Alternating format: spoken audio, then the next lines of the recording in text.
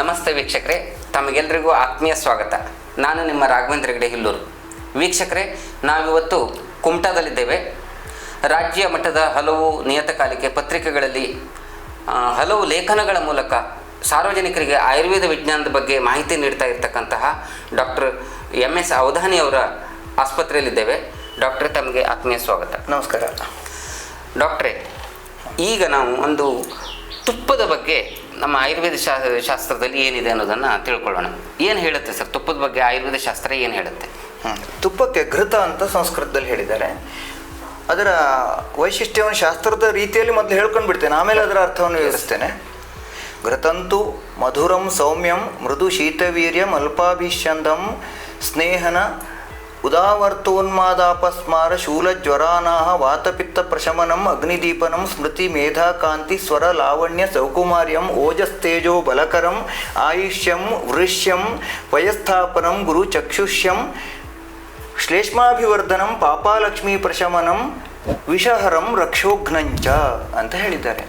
ಇದು ಎಲ್ಲದೂ ಸಹಿತ ಈಗ ನಾನು ಈ ಶ್ಲೋಕವನ್ನು ಸ್ವಲ್ಪ ರಾಗವಾಗಿ ಹೇಳಿದರೆ ಏನೋ ಒಂದು ಸ್ತೋತ್ರವನ್ನು ಹೇಳಿದ್ದಾರೆ ಅಂತ ಹೇಳಿ ಒಂದು ಭಾವನೆ ಬರ್ತದೆ ಜನರಲ್ಲಿ. ಇದು ಪ್ರತಿಯೊಂದು ಸಹಿತ ಇದರ ಘೃತದ ಮಹಿಮೆನೇ ಇದು. ಅದರ ಕಾರ್ಯ, ಅದರ ಗುಣ, ಅದರ ವೈಶಿಷ್ಟ್ಯ ಇದೆಲ್ಲ ಉಂಟು. ಒಂದೊಂದಾಗಿ ನೋಡ್ತಾ ಹೋಗೋಣ. ಘೃತಂತು ಮಧುರಂ ಸೌಮ್ಯಂ. ಘೃತವು ಮಧುರ ರಸ ಪ್ರಧಾನವಾದದ್ದು. ಷಡ್ ರಸಗಳು ಗೊತ್ತಲ್ಲ ನಿಮ್ಗೆ, 6 ರಸಗಳು. ಅದ್ರ ಪೈಕಿಲು ಮಧುರ ರಸ ಪ್ರಧಾನವಾದಂಥದ್ದು, ಸೌಮ್ಯವಾದದ್ದು, ಸ್ನಿಗ್ಧವಾದದ್ದು ಅಂದರೆ ಜಿಡ್ಡುಳ್ಳಂತಹ ಗುಣವುಳ್ಳಂಥದ್ದು, ಮೃದು ಗುಣವುಳ್ಳಂಥದ್ದು. ಮೃದು ಅಂದರೆ ಮೆದುವಾದದ್ದು ಅರ್ಥ ಬರ್ತದೆ. ಶೀತವೀರ್ಯವುಳ್ಳದ್ದು, ಅದೇ ನಾವು ಮತ್ತೊಂದು ಎಪಿಸೋಡ್ನಲ್ಲಿ ಹೇಳಿದ್ದೇವೆ, ಪ್ರತಿಯೊಂದು ದ್ರವ್ಯವನ್ನು ಉಷ್ಣವೋ ಶೀತವೋ ಅಂತ ಹೇಳುವಂತಹ ಒಂದು ಕ್ಯಾಟಗರಿಯನ್ನು ಸ್ಥೂಲವಾಗಿ ನಮ್ಮವರು ಮಾಡಿದ್ದೇವೆ. ಶೀತ ಗುಣವುಳ್ಳಂಥದ್ದು. ಅಲ್ಪಾಭಿಷ್ಯಂದ, ಇದು ಒಂದು ಗಹನವಾದ ವಿಚಾರ, ಅದರಿಂದ ಈಗ ಇವತ್ತಟ್ಟಿಗೆ ಬಿಡೋಣ, ಮುಂದೆ ಚರ್ಚೆ ಮಾಡೋಣ. ಅಲ್ಪಾಭಿಷಂದಂ ಸ್ನೇಹನಂ ಅಂದರೆ ಶರೀರಕ್ಕೆ ಹುರುಬುರುಕುತನವನ್ನು ಹೋಗಿಸುವಂಥದ್ದು ಸ್ನೇಹನ. ಇದು ಉದಾವರ್ತ ಅನ್ನುವಂಥ ರೋಗವನ್ನು, ಉದಾವರ್ತ, ಆನಾಹ ಮತ್ತು ವಾತಪಿತ್ತ ಪ್ರಶಮನ, ವಾತ ಮತ್ತು ಪಿತ್ತದೋಷವನ್ನು ಪ್ರಶಮನ ಮಾಡುವಂಥದ್ದು, ಅಪಸ್ಮಾರ, ಉನ್ಮಾದ ಇಳುವಂಥ ರೋಗಗಳನ್ನು ಪ್ರಶಮನ ಮಾಡುವಂತಹದ್ದು. ಹಾಗೆಯೇ ಇದು ಸ್ಮೃತಿ ಶಕ್ತಿ, ನೆನಪಿನ ಶಕ್ತಿಯನ್ನು ಹೆಚ್ಚಿಸಲಿಕ್ಕೆ ಸಹಾಯ ಮಾಡುವಂಥದ್ದು. ಮೇಧಾ, ಬುದ್ಧಿಶಕ್ತಿಯನ್ನು ಹೆಚ್ಚಿಸುವಂಥದ್ದು. ಕಾಂತಿ, ಶರೀರ ಕಾಂತಿಯನ್ನು ಹೆಚ್ಚಿಸ್ತದೆ. ಲಾವಣ್ಯವನ್ನು ಹೆಚ್ಚಿಸ್ತದೆ. ಸ್ವರ್ಯಂ ಅಂತಂದರೆ ಕಂಠಕ್ಕೆ ಒಳ್ಳೆಯದು, ಧ್ವನಿಗೆ ಕೂಡ ಒಳ್ಳೆಯದು. ಅಷ್ಟೇ ಅಲ್ಲದೆ ಓಜಸ್ಸು, ಶರೀರದ ಓಜಸ್ಸು, ತೇಜಸ್ಸು ಇದನ್ನು ಹೆಚ್ಚಿಸಿ ಶರೀರದ ಬಲವನ್ನು ವೃದ್ಧಿ ಮಾಡಿಸಿ ವಯಸ್ಥಾಪನ ಅಂತ ಹೇಳಿದ್ದಾರೆ. ವಯಸ್ಥಾಪನ ಅಂತಂದರೆ ಬೇಗ ವೃದ್ಧಾಪ್ಯ ಬರೆದಿದ್ದಂತೆ ತಡೆಯುವಂತಹದ್ದು. ಆ ರೀತಿ ವೃದ್ಧರಂಗೆ ಕಾಣದೇ ಇದ್ದ ಹಾಗೆ ಮಾಡುವಂಥ ರೀತಿಯ ಗುಣಧರ್ಮ ಇದ್ದಂಥದ್ದು ಅಥವಾ ಆ ಶಕ್ತಿ ಉಳ್ಳಂಥದ್ದು. ಅಷ್ಟೇ ಅಲ್ಲದೆ ಗುರು ಅಂದರೆ ಹೆವಿ, ಜೀರ್ಣಕ್ಕೆ ಸ್ವಲ್ಪ ಹೆವಿ ಆದರೂ ಸಹಿತ ಅದು ಅಗ್ನಿದೀಪನ ಮಾಡ್ತದೆ. ಅದೊಂದು ತುಂಬ ವೈಶಿಷ್ಟ್ಯವಾದಂಥದ್ದು ಇದು. ಚಕ್ಷುಷ್ಯಂ ಅಂದರೆ ಕಣ್ಣಿನ ಆರೋಗ್ಯಕ್ಕೆ ಅದಕ್ಕೆ ಒಳ್ಳೆಯದು. ಹಾಗೂ ಇಲ್ಲಿ ಮತ್ತೊಂದು ಪಾರ್ಟ್ ಬರ್ತದೆ. ಇಲ್ಲಿ ಪಾಪಾಲಕ್ಷ್ಮೀ ಪ್ರಶಮನಂ ವಿಷಹರಂ ರಕ್ಷೋಘ್ನಂ ಚಾಲಿ. ವಿಷಹರಂ ಅನ್ನುವಂಥದ್ದು ಮಾತ್ರ ಆರೋಗ್ಯ ಶಾಸ್ತ್ರಕ್ಕೆ ಸಂಬಂಧಪಟ್ಟದ್ದು ಹಾಗೆ ಕಾಣಿಸ್ತದೆ. ಪಾಪನಾಶನ ಮಾಡ್ತದೆ ಇದು ಅಂತಂದರೆ ಇದು ನಮ್ಮ ಧರ್ಮಶಾಸ್ತ್ರಕ್ಕೆ ಸಂಬಂಧಪಟ್ಟದ್ದು ಅಂತ ಭಾಸವಾಗ್ತದೆ. ಪಾಪನಾಶನ ಮತ್ತು ಅಲಕ್ಷ್ಮೀನಾಶನ ಅಂದರೆ ಅವರ ಬಡತನವನ್ನು ನಿವಾರಣೆ ಮಾಡ್ತದೆ. ರಕ್ಷೋಘ್ನ, ರಾಕ್ಷಸರನ್ನು ನಾಶ ಮಾಡ್ತದೆ ಅನ್ನುವಂಥ ಇದು ಸ್ಥೂಲವಾಗಿ ಬರ್ತದೆ. ಇದನ್ನು ನಾವು ವೈಜ್ಞಾನಿಕವಾಗಿಯೂ ಅಥವಾ ವೈದ್ಯಕೀಯವಾಗಿಯೂ ನಾವು ಅದನ್ನು ತೆಗೆದುಕೊಳ್ಬಹುದು. ಅಂದರೆ ಇಲ್ಲಿ ಭೂತನಾಶನ ಅಂದರೆ ರಾಕ್ಷಸರು ಅಂತಂದರೆ ಯಾರು ನಮಗೆ ಉಪದ್ರವ, ನಮ್ಮ ಶರೀರದ ವಿಷಯದಲ್ಲಿ ಹೇಳುವುದಾದ್ರೆ ನಮ್ಮ ರೋಗಕಾರಕವಾದ ಕ್ರಿಮಿಗಳೇ, ರೋಗಾಣುಗಳೇ ನಮಗೆ ರಾಕ್ಷಸ ರೂಪದಲ್ಲಿ ಇರ್ತವೆ. ಅದನ್ನು ನಾಶ ಮಾಡೋದಕ್ಕೂ ಸಹಿತ ಇದು ಉಪಯೋಗ ಆಗ್ತದೆ. ಇನ್ನು ಅಲಕ್ಷ್ಮೀ ನಾಶನೂ ಸಹಿತ ಹೌದು, ಖಂಡಿತವಾಗಿ ಈಗ ದೇಶೀಯ ತಳಿಯ ತುಪ್ಪಗಳು ಸಿಗುವುದೇ ಇಲ್ಲ. ಆದ್ದರಿಂದ ಅದನ್ನು ಮಾಡ್ಕೊಂಡ್ರೆ ಅವನ ಅಲಕ್ಷ್ಮಿ ಅನ್ನೋ ದಾರಿದ್ರ್ಯವು ದೂರ ಆಗ್ತದೆ ಅನ್ನೋದು ಸಹಿತ ಒಳ್ಳೆಯದು. ಇಷ್ಟೊಂದು ಭಾರಿ ಮಹತ್ವ ಉಳ್ಳಂಥದ್ದು, ಆರೋಗ್ಯಕ್ಕೆ ಒಳ್ಳೆಯದು ಈ ತುಪ್ಪ. ಹೌದು. ಆದರೆ ಅಂದರೆ ಒಳ್ಳೆಯದು ಅಂತ ಹೇಳಿ ಎಷ್ಟು ಬೇಕಿದ್ರೂ ಸೇವಿಸ್ಬೋದು, ಆದರೆ ಪ್ರಮಾಣ ಏನು ಅನ್ನೋದ್ರ ಬಗ್ಗೆ ಅದರಲ್ಲಿ ಇದು ಈಗೀಗ ಹಾಗೆ ಮಾಡ್ತಾ ಇದ್ದಾರೆ. ನನಗೆ ಪ್ರಾಕ್ಟಿಕಲಿ ನಾನು ಫೇಸ್ ಮಾಡ್ತಾ ಇದ್ದೇನೆ. ಕರೆಕ್ಟ್. ಆರೋಗ್ಯಕ್ಕೆ ಒಳ್ಳೇದಲ್ಲ ತುಪ್ಪ ಡಾಕ್ಟ್ರೆ ಅಂತ ಹೇಳ್ಕೊಂಡು ತಿಂದು ಕೊರೋನರಿ ಆರ್ಟರಿ ಆಗಿ ತಾವು ಖ್ಯಾತ ಹೃದ್ರೋಗ ತಜ್ಞರದ್ದು ಹೃದಯ ಶಸ್ತ್ರಚಿಕಿತ್ಸಕರನ್ನು ಸಂದರ್ಶನ ಮಾಡಿದಿರಿ ನಿಮ್ಮ ಒಳಗಡೆ. ಅವ್ರು ಹೇಳಿದ್ದಾರೆ ಕೊರೋನರಿ ಆರ್ಟರಿ ಆ 3 ಭಾಗಗಳು ಟ್ರಿಪಲ್ ವೆಸಲ್ಸ್ ಅದು ಫುಲ್ ಬ್ಲಾಕ್ ಆಗ್ಬಿಟ್ಟು ಓಪನ್ ಹಾರ್ಟ್ ಸರ್ಜರಿ ಮಾಡ್ಕೊಂಡು ಬಂದು, ಅಂದ್ರೆ ತಿಂಗಳಿಗೆ ಕೆಜಿ ಲೆಕ್ಕದಲ್ಲಿ ಪೇಟೆಗೆ ಹೋಗಿ ತುಪ್ಪ ತೆಗೆದುಕೊಂಡು ಬಂದು ತಿಂದು ಖರ್ಚು ಮಾಡ್ತಾ ಇದ್ದಾರಂತೆ. ಒಳ್ಳೆಯದು ಅಂದ ತಕ್ಷಣ ಆ ರೀತಿಯ ಸೇವನೆ ಮಾಡ್ತಾ ಇದ್ದಾರೆ. ಖಂಡಿತವಾಗಿ ಹೇಳ್ತೇನೆ ಅದು ಒಳ್ಳೇದಲ್ವೇ ಅಲ್ಲ. ಅಷ್ಟೊಂದು ಭಾರಿ ಪ್ರಮಾಣದಲ್ಲಿ ತಿನ್ನಬೇಕು. ಪ್ರಮಾಣ ಏನು ಹಾಗಿದ್ರೆ ಎಷ್ಟು ಪ್ರಮಾಣ ಒಳ್ಳೆಯದು? ಅಲ್ಪ ಪ್ರಮಾಣದಲ್ಲಿ 1-2 ಸ್ಪೂನ್ ಅನ್ನು ತಿನ್ಬೋದು. ಅದು ಯಾವ ತುಪ್ಪ ಅನ್ನೋದು ಭಾರಿ ಮುಖ್ಯವಾದದ್ದು. ನಮ್ಮ ದೇಶೀಯ ಆಕಳ ತುಪ್ಪ ಅಥವಾ ಮಾಹಿಷ ತುಪ್ಪ ಅಂತಾನೂ ಹೇಳಿದ್ದಾರೆ ನಮ್ಮಲ್ಲಿ. ಮಾಹಿಷ ತುಪ್ಪ ಅಂದ್ರೆ ಎಮ್ಮೆ ತುಪ್ಪ, ಇದು ಆಡಿನ ತುಪ್ಪ, ಅದನ್ನು ಸಹಿತ ಹೇಳಿದ್ದಾರೆ. ಎಲ್ಲದೂ ಒಳ್ಳೇದಂತ ಹೇಳಿದ್ದಾರೆ. ಪ್ರತಿಯೊಂದಕ್ಕೂ ಸಹಿತ ಅದರದ್ದೇ ಆದಂತ ಒಂದು ಗುಣಧರ್ಮ ಹೇಳಿದ್ದಾರೆ. ಈ ಎಮ್ಮೆ ತುಪ್ಪ ಸ್ವಲ್ಪ ಮತ್ತು ಜಡ, ಅದು ಜೀರ್ಣ ಆಗ್ಲಿಕ್ಕೆ ಸ್ವಲ್ಪ ಕಷ್ಟ ಕೊಡ್ತದೆ. ತುಪ್ಪ ಈಗ ಇದರಷ್ಟು ಆಕಳ ತುಪ್ಪದಷ್ಟು ಅದಲ್ಲ. ಅದನ್ನು ನೋಡಿ ಯಾವ ಕೆಟಗರಿದು ಅಂತ ನೋಡಿಕೊಂಡು ನಾನು ಈಗ ನಿಮ್ಮ ಆಹಾರದ ವಿಷಯದ ಒಂದು ಎಪಿಸೋಡ್ನಲ್ಲಿ ನಾನು ಹೇಳಿದ್ದೇನೆ. ಅದನ್ನು ನೋಡಿ, ಅಂದ್ರೆ ಅವರವರ ಅಗ್ನಿಶಕ್ತಿ ಜೀರ್ಣಶಕ್ತಿಯನ್ನು ನೋಡಿಕೊಂಡು ಅಲ್ಪ ಪ್ರಮಾಣದಲ್ಲಿ ಅದನ್ನು ಅವರವರೇ ನಿರ್ಧರಿಸಿಕೊಳ್ಬೇಕು ಹೊರತು ಕುಡಿಯೋದಲ್ಲ. ಇವರೆಷ್ಟು ಲೋಟಗಟ್ಟಲೆ ಕುಡಿಯುವುದು ಹಾಗಲ್ಲ. ಅದನ್ನು ಪ್ರಮಾಣ ಇದೆ. ಅದನ್ನು ಯಾವಾಗ ನಮ್ಮ ಪಂಚಕರ್ಮ ಚಿಕಿತ್ಸಾ ವಿಷಯದಲ್ಲಿ ಬಂದಾಗ ನಾವು ಅದ್ರ ಬಗ್ಗೆ ಹೇಳೋಣ. ಘೃತ ಪಾನ ಅಂತ ಮಾಡಿಸ್ತೀವಿ, ಅಲ್ಲಿ ಸ್ನೇಹ ಪಾನ ಅಂತ ಮಾಡಿಸ್ತೀವಿ, ತುಪ್ಪವನ್ನು ಕುಡಿಸ್ತೇವೆ. ಆದರೆ ಅದನ್ನು ದೋಷವನ್ನು ನಿರ್ಹರಣ ಮಾಡಿ ಅಂದ್ರೆ ಹೊರ ಹಾಕುವುದು. ಅದಕ್ಕಾಗಿ ಒಂದು ಪ್ರಮಾಣದಲ್ಲಿ ಅದನ್ನು ಏರಿಕೆ ಪ್ರಮಾಣದಲ್ಲಿ ಕುಡಿಸುವುದು ಅಂತೆಲ್ಲ ಇದೆ. ಅಲ್ಲಿ ಆ ಸಂದರ್ಭದಲ್ಲಿ ಚಿಕಿತ್ಸಾ ವೇಳೆಯಲ್ಲಿ ಬಿಟ್ಟರೆ ನಿತ್ಯ ಸೇವನೆಗಲ್ಲ. ಇನ್ನು ಆಧುನಿಕ ವಿಜ್ಞಾನದ ಪ್ರಕಾರದಲ್ಲಿ ಈಗ ತುಪ್ಪದಲ್ಲಿ ಸ್ಯಾಚುರೇಟೆಡ್, ಅನ್ಸ್ಯಾಚುರೇಟೆಡ್ ಈ ರೀತಿಯ ಒಂದು ವಿಷಯ ಬಂದಾಗ ತುಪ್ಪದ ಇದನ್ನು ಹೇಗೆ ಬಳಕೆ, ಯಾವ ತುಪ್ಪ ಒಳ್ಳೆಯದು ಅಂತೇಳಿ?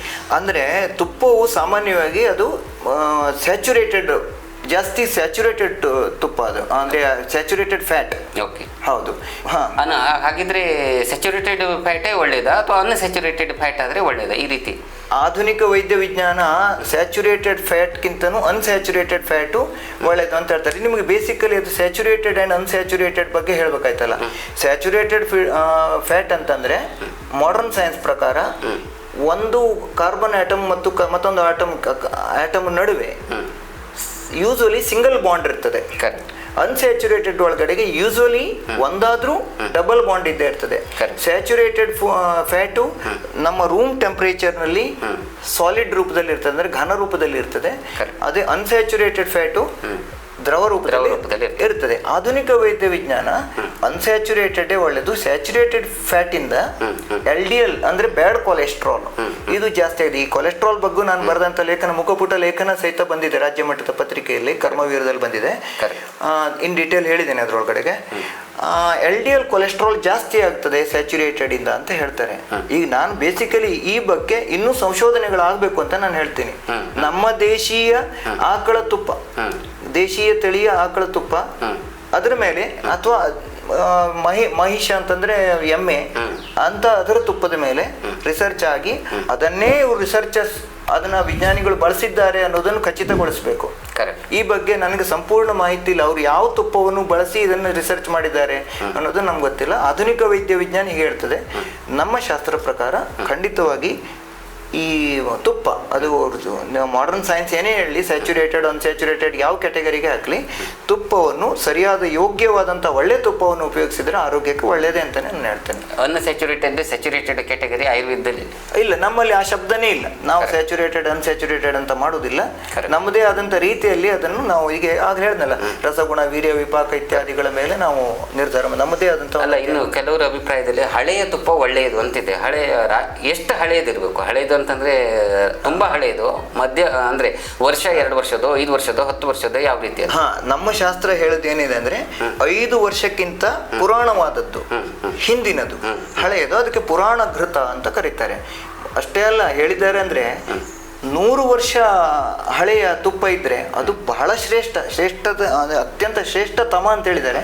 ಅದು ಈಗಿನ ಕಾಲದಲ್ಲಿ ಅದು ಪ್ರಾಕ್ಟಿಕಲಿ ಸಾಧ್ಯ ಇಲ್ಲ. ಆದ್ರೆ 5 ವರ್ಷಕ್ಕಿಂತ ಹಿಂದಿನ ತುಪ್ಪ ಖಂಡಿತವಾಗಿ ಅದು ಆರೋಗ್ಯ ದೃಷ್ಟಿಯಿಂದ ಹೇಳ್ತೇನೆ, ಅದು ಯೋನಿ ದೋಷವನ್ನು ನಿವಾರಣೆ ಮಾಡುತ್ತದೆ, ಕಣ್ಣಿಗೆ ಹಿತಕರವಾದದ್ದು, ಕರ್ಣ ರೋಗಗಳನ್ನು ಕಡಿಮೆ ಮಾಡುತ್ತದೆ. ಕೆಲವು ಕರ್ಣ ರೋಗಗಳಲ್ಲಿ ಎಲ್ಲ ಕೆಟಗರಿಯಲ್ಲೂ ಬರ್ತದೆ, ಎಲ್ಲ ಕಿವಿ ರೋಗವನ್ನು ನಿವಾರಣೆ ಮಾಡ್ತದೆ ಅಂತಲ್ಲ, ಅದನ್ನು ನಾವು ಸಂದರ್ಭೋಚಿತವಾಗಿ ಬಳಸಿದಾಗ ಅದನ್ನೆಲ್ಲ ಉಪಯೋಗ ಬರ್ತದೆ ಅಂತ ಹೇಳ್ತಾರೆ. ಶಿರೋರೋಗ ನೀವು ನೋಡಿರ್ಬೋದು, ಮೂಗಿನಲ್ಲಿ ತುಪ್ಪ ಸೇದುದು ಅಂತ ನಮ್ಮ ಕಡೆಗೆಲ್ಲ ಟ್ರೆಂಡ್ ಇದೆಯಲ್ಲ ಸರ್, ನಾನು ಜಡ್ಡು ತುಪ್ಪ ಸೇದಿದೆ ಅಂತೇಳಿ, ಅದಕ್ಕೊಂದು ಕ್ರಮ ಉಂಟು ಆ್ಯಕ್ಚುಲಿ ಹೇಳ್ಬೇಕಾದ್ರೆ. ಅದನ್ನು ಪುರಾಣ ಘೃತವನ್ನು ಕರಗಿಸಿ ಮೂಗಿಗೆ ಪ್ರತಿಮರ್ಶನಸ್ಯ ಅಂತೇಳಿ ನಮ್ಮ ಪಂಚಕರ್ಮದ ಚರ್ಚೆ ಬಂದಾಗ ಬೇಕಾದ್ರೆ ಅದನ್ನ ಚರ್ಚಿಸೋಣ. ಅದನ್ನು ಮೂಗಿಗೆ ಹಳೆಯ ತುಪ್ಪವನ್ನು ಕರಗಿಸಿ ಮೂಗಿಗೆ ಹಾಕಿದಾಗ ಕೆಲವು ಕೆಟಗರಿಯ ಶಿರಶೂಲ ತಲೆನೋವು ಅಂದರೆ ಬಹಳ ಘನವಾದದ್ದು. ಈ ಹಿಂದೆ ನಮ್ಮ ಪ್ರಥಮ ಸಂದರ್ಶನದಲ್ಲಿ ನಾವು ತಲೆನೋವು ಅಂತಂದ್ರೆ ವೈದ್ಯರಿಗೆ ತಲೆನೋವು ಅನ್ನೋದನ್ನು ನಾವು ಚರ್ಚೆ ಮಾಡಿದ್ದೇವೆ. ಅಂದರೆ ಅಷ್ಟು ಅಗಾನವಾದಂತಹ ಹಲವಾರು ಕಾರಣಗಳಿಂದ ಬರುವಂತಹ ತಲೆನೋವು, ಎಲ್ಲ ರೀತಿಯ ತಲೆನೋವಿಗೆ ಅದು ಬರೋದಿಲ್ಲ. ಕೆಲವು ಕೆಟಗರಿಗಳಲ್ಲಿ ಅದು ಖಂಡಿತವಾಗಿ ಉಪಯೋಗ ಆಗೋದನ್ನು ಪ್ರಾಕ್ಟಿಕಲಿ ನಾನು ನೋಡಿದ್ದೇನೆ. ನನಗೆ ಆ ಜಡ್ಡು ತುಪ್ಪವನ್ನು ನಾನು ಮೂಗಿಗೆ ಹಾಕಿದ್ದೇನೆ, ಅದರಿಂದ ನನಗೆ ಕಡಿಮೆ ಆಗಿದೆ, ತಲೆನೋವು ಕಡಿಮೆ ಆಗಿದೆ ಅಂತ ಹೇಳ್ತಾರೆ. ಹೀಗಾಗಿ ಪುರಾಣ ಘೃತ ಅನ್ನೋದು ಹಳೆಯ ಘೃತ ಒಳ್ಳೆಯದು. ಅಂದ್ರೆ ಅದಕ್ಕೆ ಅದರದೇ ಆದಂತಹ ಕಾಲಮಿತಿ ಇದೆ. ಇನ್ನು ಬಿಸಿ ವಸ್ತುಗಳೊಂದಿಗೆ ಸೇವಿಸುವುದು ಒಳ್ಳೆಯದು ತುಪ್ಪ ಅಂತಿದೆ. ಅಂದರೆ ಸ್ವಲ್ಪ ಬೆಚ್ಚಗಿನ ನೀರಿರ್ಬೋದು ಅಥವಾ ಬೆಚ್ಚಗಿನ ಆಹಾರ ಸೇವಿಸ್ತಾ ತುಪ್ಪವನ್ನು ಸೇವಿಸುವುದು. ಉದಾಹರಣೆಗೆ ಬಿಸಿ ಸಾಂಬಾರಿಗೆ ತುಪ್ಪ ಹಾಕಿ ಸೇವಿಸ್ತಾರೆ, ಆ ರೀತಿಯ ವಿಷಯದ ಬಗ್ಗೆ ಖಂಡಿತ ಹೌದು. ಇದು ನಮ್ಮ ಆಹಾರದ ವಿಷಯದ ಚರ್ಚೆಯಲ್ಲಿ ಇದು ಬರ್ತದೆ. ಏನಂದ್ರೆ ತುಪ್ಪವನ್ನು ತಿಂದುದು ಇಮಿಡಿಯೇಟ್ಲಿ ತಣ್ಣೀರು ಕುಡಿದ್ರೆ ಅದು ವಿರುದ್ಧ ಆಗ್ತದೆ. ನಾವು ವಿರುದ್ಧ ಆಹಾರದ ಬಗ್ಗೆ ಒಂದ್ಸಲ ಚರ್ಚೆ ಮಾಡಿದ್ದೇವೆ, ಹೌದಾ? ಹೀಗಾಗಿ ಅದು ವಿರುದ್ಧ ಆಗ್ತದೆ. ತುಪ್ಪವನ್ನು ಕುಡಿದು ಅದಲ್ಲ, ತುಪ್ಪವನ್ನು ತಿಂದು ನಂತರ ಕೂಡಲೇ ಬಿಸಿ ನೀರನ್ನು ಅದು ಅದಕ್ಕೆ ಮ್ಯಾಚ್ ಆಗ್ತದೆ. ಮುಖ್ಯವಾಗಿ ಮಾರ್ಕೆಟಿಗೆ ಹೋಗಿ ತುಪ್ಪ ತರ್ತಾರಲ್ಲ, ಅದನ್ನು ಬಹಳ ಪರಿಶೀಲನೆ ಮಾಡ್ಕೊಂಡು ತೆಗೆದುಕೊಂಡು ಬರಬೇಕು. ತುಪ್ಪವೇ ಹೌದೋ ಅಲ್ವೋ ಅನ್ನೋದ್ರ ಬಗ್ಗೆ ಬಹಳ ಖಚಿತತೆಯನ್ನು ಮಾಡ್ಕೊಳ್ಬೇಕು. ಯಾವ ತುಪ್ಪ ಒಳ್ಳೆಯದು, ಯಾವ ತುಪ್ಪ ಕೆಟ್ಟದ್ದು ಅಂತ ನಾವು ಈಗ ಇಲ್ಲಿ ಕೂತ್ಕೊಂಡು ನಾವು ಹೇಳಲಿಕ್ಕೆ ಆಗೋದೇ ಇಲ್ಲ. ಅದನ್ನು ಅಂದ್ರೆ ತುಪ್ಪದ ಹೆಸರಿನಲ್ಲಿ ಬೇರೆ ಏನೇನು ಸೇಲ್ ಆಗ್ತಾ ಇರುವ ಸಾಧ್ಯತೆಗಳು ತುಂಬಾ ಇದೆ. ಅದ್ರ ಬಗ್ಗೆ ನಾವು ಕೇಳ್ತಾ ಇರ್ತೀವಿ. ಅದಕ್ಕೆ ತುಪ್ಪ ಅಂತಂದ್ರೆ ಎಲ್ಲದೂ ತುಪ್ಪವಲ್ಲ. ಹೌದು, ಅದರ ಮೂಲವನ್ನು ಸ್ವಲ್ಪ ಶೋಧನೆ ಮಾಡಿ ತೆಗೆದುಕೊಂಡು ಒಳ್ಳೇದು ಅಂತ ಹೇಳ್ತೀನಿ. ಸಾಧ್ಯವಾದಷ್ಟು ಕಡೆ ಪಕ್ಷ ಇವರೇ ಹಾಲನ್ನು ತೆಗೆದುಕೊಂಡು ಇವ್ರ ಮನೇಲಿ ಮಾಡ್ಬೋದಲ್ಲ. ತುಪ್ಪವನ್ನು ಯಾಕೆ ಖರೀದಿ ಮಾಡಬೇಕು? ಅಲ್ಲ, ಸಾಧ್ಯ ಆಗದೇ ಇರುವ ಪರಿಸ್ಥಿತಿಯಲ್ಲಿ ಸ್ವಲ್ಪ ಮೂಲವನ್ನು ಪರಿಶೀಲಿಸಿ ಮಾಡಿದ್ರೆ ಒಳ್ಳೇದು. ಎಣ್ಣೆ ಒಳ್ಳೆಯದು, ತುಪ್ಪ ಒಳ್ಳೆಯದು? ನನ್ನ ದೃಷ್ಟಿಯಲ್ಲಿ ತುಪ್ಪವೇ ಒಳ್ಳೆಯದು. ಯಾಕೆಂತಂದ್ರೆ ಆಗ ತಾನೇ ಕಡೆದ ಮಜ್ಜಿಗೆಯಿಂದ ಹೊರತೆಗೆದಂತಹ ಬೆಣ್ಣೆ ಏನಿದೆ, ತಾಜಾ ಬೆಣ್ಣೆ, ಅದು ಜೀರ್ಣಕ್ಕೆ ಬಹಳ ಸುಲಭವಾಗಿರ್ತದೆ, ಬಹಳ ಶಕ್ತಿಶಾಲಿ ಕೂಡ ಹೌದದು. ಈ ತುಪ್ಪದಷ್ಟೇ ಶ್ರೇಷ್ಠವಾಗಿ ಅದು ಕೆಲಸವನ್ನು ಮಾಡ್ತದೆ. ಆ ತುಪ್ಪದ ಎಲ್ಲ ಗುಣಧರ್ಮ ಅದಕ್ಕಿಲ್ಲ. ಕೆಲವೊಂದಿಷ್ಟು ವೃಷ್ಯಂ ಆಯುಷ್ಯಂ ಅಂತೆಲ್ಲ ಹೇಳ್ತಾರಲ್ಲ, ಅಂಥದ್ದೆಲ್ಲ ಕೆಲವೊಂದಿಷ್ಟು ಅಂದ್ರೆ ವೀರ್ಯ ವೃದ್ಧಿ ಮಾಡುವುದು ಇತ್ಯಾದಿಗಳ ಬಗ್ಗೆ ಹೇಳುವುದಾದ್ರೆ ತುಪ್ಪ ಏನ್ ಮಾಡ್ತದೋ ಅದು ಕೂಡ ಮಾಡ್ತದೆ. ಆದ್ರೆ ಹಳೆಯ ಬೆಣ್ಣೆ ಇದೆಯಲ್ಲ, ಹಳೆಯ ಬೆಣ್ಣೆ ಜೀರ್ಣಕ್ಕೆ ಒಳ್ಳೇದಲ್ಲ, ಜಡ. ಅದು ಏನೇನು ಒಳ್ಳೇದೇ ಅಲ್ಲ, ಉಪಯೋಗವೇ ಇಲ್ಲ ಅಂತ ಅರ್ಥ ಅಲ್ಲ.